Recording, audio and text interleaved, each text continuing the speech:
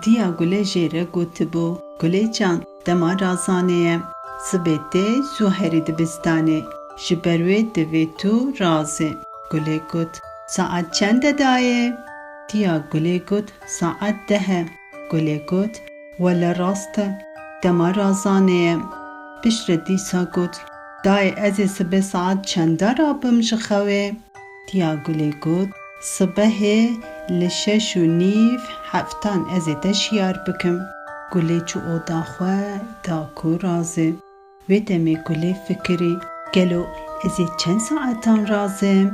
Êvarî saet ji 10 heta sibehê 7. Gelo dike çend saet? Gulê rakir saeta oda xwe û jimart 1, 2, 3, 4, 5, 6, 7, 8, 9. Belê, heke ez saet di 10 de razim, ez ê 9 saet razim. Her zarok jî divê herî kêm 8-9 saet razê.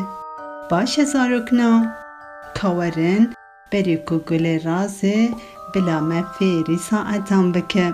Saet aniha 12 ye, aniha bu 1, bu 2, bu 3, bu 4, 5, 6, 7, 8. Ava saet bu 9, 10, 11. Dema ku dîsa te cihê xwe berê dibe 12 dîsa. Ji wêya re dibêjin tîrik, ji wêya re jî dibêjin xulek jimêr. Dema ku tîrik û xulek jimêr digihêjin hev, saet derbas dibe. Rojek 24 saet e. Saetek 6 deqîqe ye. Deqîqeyek jî 6 kêlî ye. De baş e zarokna, niha saet ji 10 dubihore 5 deqîqe. Dema razana Gulê ye. Şev baş Gulê can.